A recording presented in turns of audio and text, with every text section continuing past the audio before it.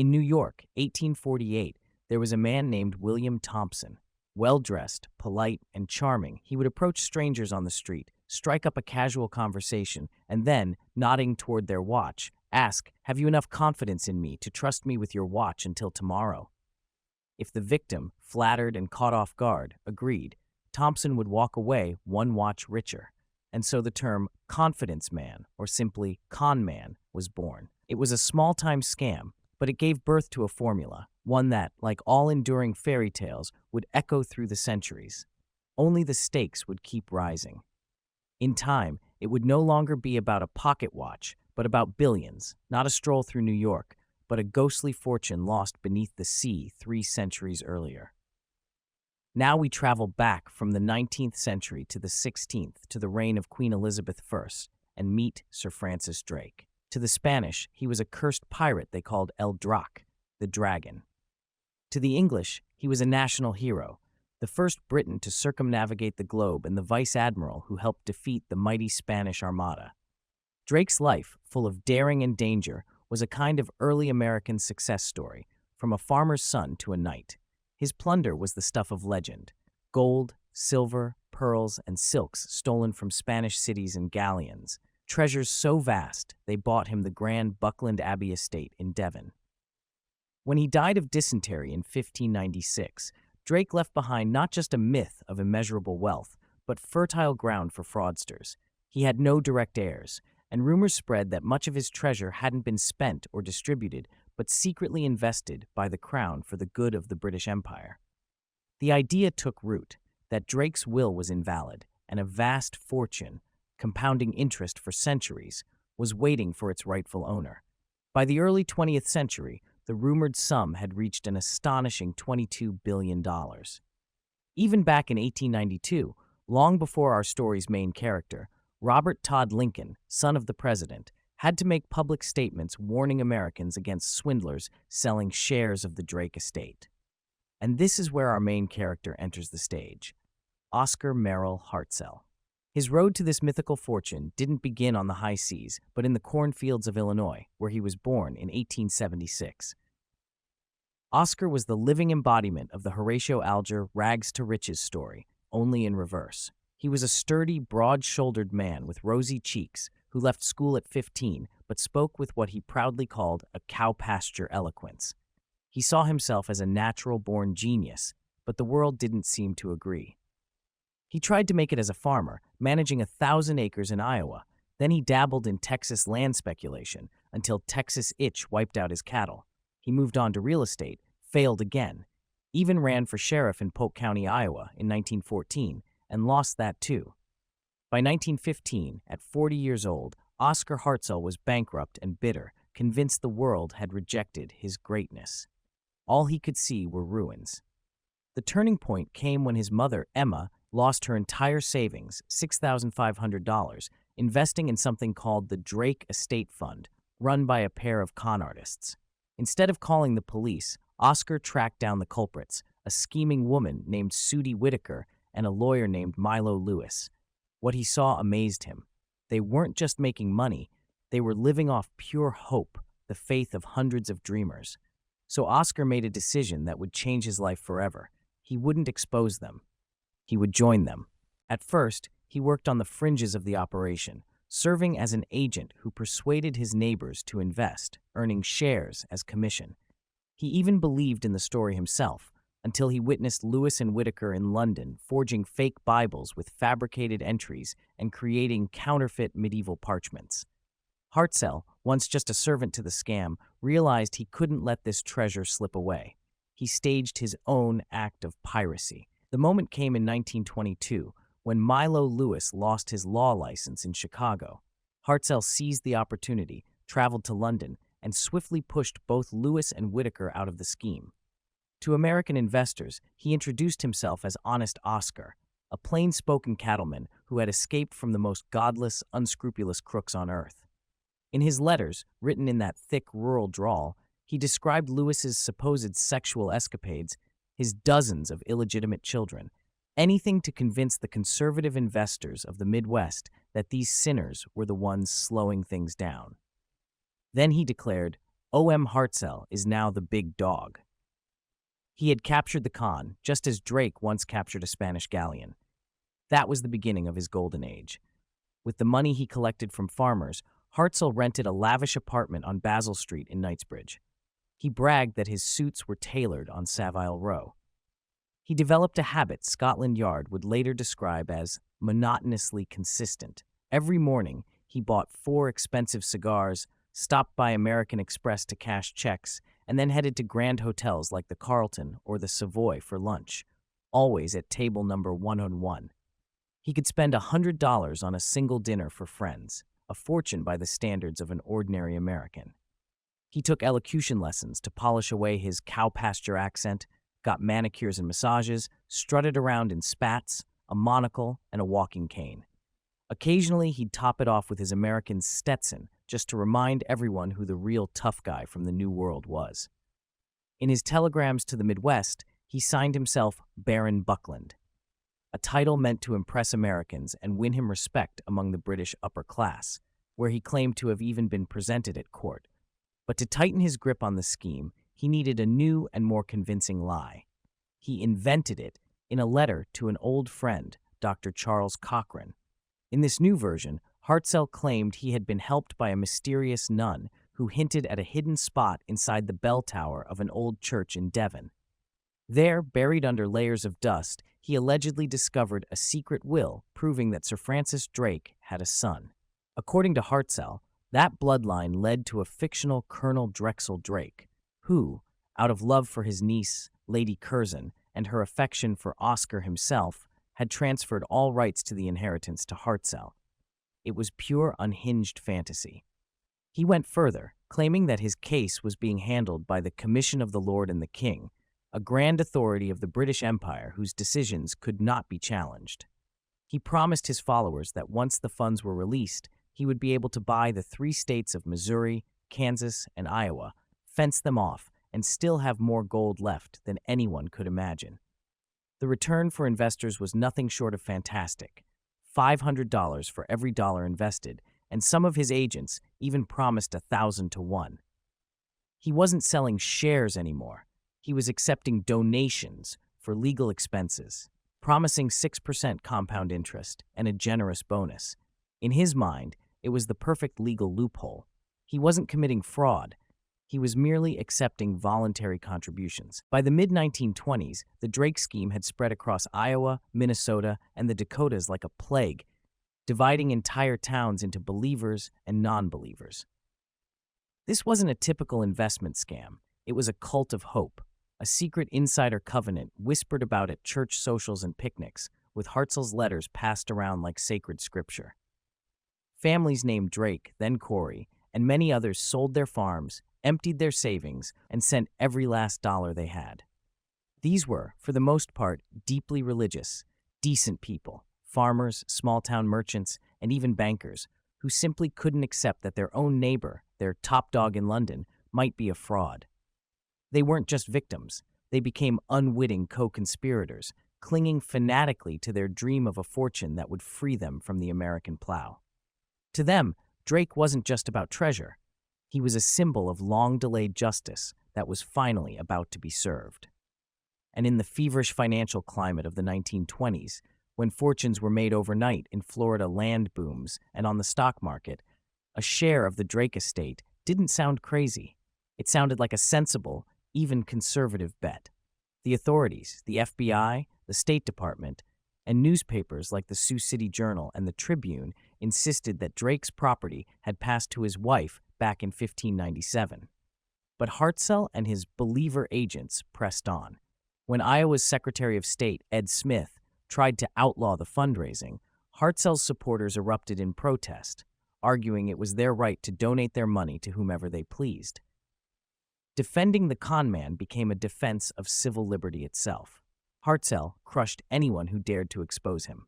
The most striking case was Alma Shepherd, his former chief agent, who traveled to London, saw his extravagant lifestyle, and was horrified. She returned home and publicly called him a fraud. In retaliation, Hartzell unleashed a smear campaign, accusing her of stealing $75,000 from investor funds. He vowed to spend $1 million to destroy her. The backlash was devastating. Shepard was ostracized. Her husband, one of Des Moines' best-known tailors, lost his mind from shame and died in a psychiatric hospital. "He's made me a pauper and driven my husband insane," she told reporters. Oscar always won because his enemies fought with facts while he fought with faith. Then came 1929. The Great Depression should have killed the scam, but instead it fed it. The crash didn't destroy Hartzell's empire. It made it stronger. People who had lost faith in Wall Street sent him even more money. Monthly contributions to London surpassed $10,000. And Hartzell took his cynical theater to a new level. He claimed that rumors of his impending billion-dollar payout had caused the Depression, because such an enormous transfer of wealth would have collapsed the Bank of England and upended the world economy. Therefore, any attempt to stop the payment wasn't an investigation. It was a conspiracy by global financiers. In 1930, Hartzell and his agents even cited economist John Maynard Keynes as proof. Keynes had written that Queen Elizabeth I had wisely reinvested Drake's plunder, and that the power of compound interest over 300 years is truly staggering. Hartzell announced that Keynes, the world's top money man, had confirmed his claims. FBI agents later found farmers in overalls waving copies of Keynes's essay, quoting it as gospel. The con had become a faith, and Hartzell, its self-anointed prophet, after repeating the same lie for decades, Hartzell began to crack. He drank heavily, spent recklessly, and his paranoia deepened. He started boasting that he had a ship loaded with gold anchored in the Thames, and that he was about to buy Blenheim Palace. One day, drunk at the American bar in the Savoy, he struck up a conversation with another American. Under the warm fog of whiskey, he made a fatal confession. "It's really just a racket, based on an old legend. I make money off it, sure, but I can't say those folks will ever see a dime." What he didn't know was that his drinking companion, Thomas William Barnard, was a private detective, hired, ironically, by Hartzell's own expensive psychic. Barnard excused himself to the restroom and jotted down every word. The mask had slipped. The real hunter, however, was John Sparks, a postal inspector from St. Louis. Sparks moved his family to Iowa and swore he wouldn't leave until he shut the con down. Unlike others, he wasn't chasing proof of fraud. He was chasing proof of mail fraud, the misuse of the U.S. postal system to deceive investors. He drove from one small town to another, visiting every community where Drakers held their secret meetings. But even as they lost their farms and homes, people refused to testify against Oscar. They preferred to sit and wait. By late 1932, with money from the United States pouring into London at record levels, the British government, under pressure from the American embassy, ordered Scotland Yard to deal with the undesirable foreigner. Chief Inspector Charles Wesley and Sergeant Arthur Bishop arrived at Hartzell's lavish apartment on Basil Street. He greeted them calmly, cigar in hand. "Are you the heir?" Wesley asked. "No," Hartzell replied. "The alleged heir, then?" "I can't disclose that." "Where exactly is the Drake estate located?" "Can't say offhand," he smirked. "It's everywhere." Hartzell leaned back, took a long draw from his cigar, and smiled. "Of course I make a lot of money from this mystery," he said. "I don't care about bureaucrats. The American government treated me badly, and I've no interest in America anymore. I'm practically British now." He even claimed that someone at the Home Office was about to have his name legally changed to Drake, making him a subject of the crown. He produced no papers, no evidence, nothing but pure, unshakable bluff. On January 9, 1933, Oscar Hartzell was arrested. When searched, he was found carrying cash equivalent to about $25,000 in today's money, his most profitable month yet. He was so enraged that officers had to restrain him, but once confined in Brixton Police Station, he resumed his extravagant habits, ordering gourmet meals as though he were dining at the Savoy. Eventually, he accepted his deportation, but only on his own terms. Using the money he had left, he demanded a first-class ticket on the finest ship available. He sailed out of Plymouth in a luxurious cabin aboard the French liner Champlain, leaving behind the England that, as he would later confess, he had grown to love. Waiting for him at the port of New York was Postal Inspector John Sparks. When Hartzell stepped off the gangway, Reporters described him as a mild, small man with rosy cheeks, federal officials said, well-fed on the $800,000 he'd squeezed from his victims to fund his London cafe lifestyle. Calm and self-satisfied, Hartzell told the prosecutor, "Everything is perfectly legal, and I can prove it." He was sent to Sioux City, Iowa, to face 15 counts of mail fraud. The 1933 trial in Sioux City became a full-blown spectacle. Journalists from across the country flocked to cover what they called a modern crusade. Hartzell's supporters filled the courthouse corridors, shoving prosecutor Harry Reid and shouting that he was a Wall Street lackey robbing Iowa farmers. People who had lost everything raised over $65,000 to fund his defense.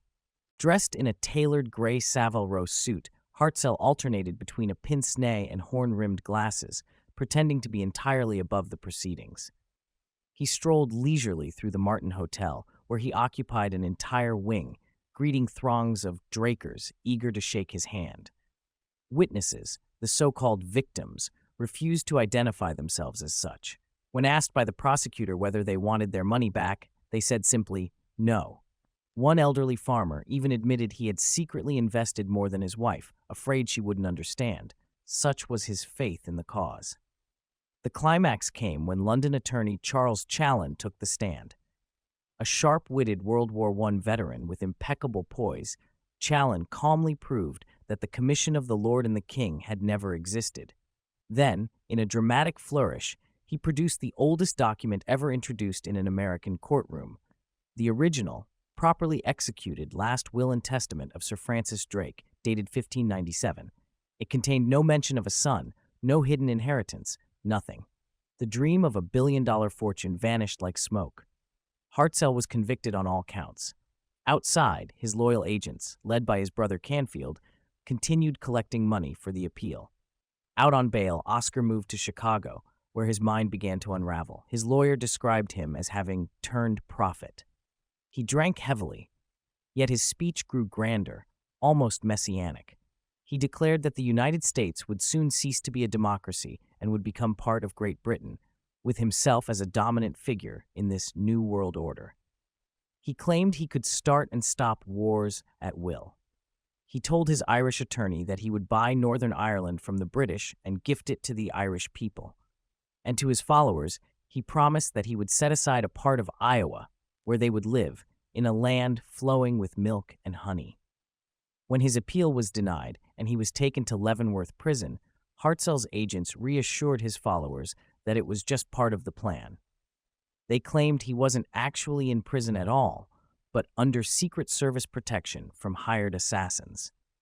At meetings of what they now called the New Order, farmers discussed blueprints for their future paradise, complete with golf courses, swimming pools, and wildlife sanctuaries. The faithful raised another $500,000. During the second trial, which targeted his accomplices, Hartzell was brought from Leavenworth to testify. Breaking his silence, he stood and delivered a rambling, paranoid speech. "I take full responsibility. Everyone who invested will get back their money, with interest and a bonus. When the time comes, no prison bars will hold me, because the powers at work do not recognize bars. I can't tell you who they are. That would be treason." The judge was so stunned he delayed sentencing and ordered a psychiatric evaluation. Dr. Harry Hoffman, who examined him, found Hartzell fully oriented to time and place, but completely consumed by delusion. Hartzell told him he wasn't afraid of prison, he was afraid of release, because the financial interests would have him killed. He believed he was destined to become the richest man alive, the silent hand behind the throne of power. But when the doctor finally asked him about Drake, Hartzell slipped into a trance. "You'll never have another world traveler like Drake," he murmured. "I am Sir Francis Drake now." Oscar Merrill Hartzell was declared insane, diagnosed with paranoid schizophrenia, and transferred to the Medical Center for Federal Prisoners in Springfield, Missouri. He died there of throat cancer on August 27, 1943, still believing he was the legendary pirate whose fortune could have bought 3 American states. In total, Hartzell had collected at least $2 million, about $36 million in today's money, from 70 to 80,000 people. But the real cost of the Drake scam wasn't measured in dollars. It was measured in broken hopes. As one writer who studied the case put it, his cruelty lay in the kind of theft he committed. He stole people's faith in hope itself. And that is the true immortality of the Drake hoax. Old cons never die. They simply wait for the next desperate dreamer to decide he's destined to be Baron Buckland, and then perhaps Sir Francis Drake himself.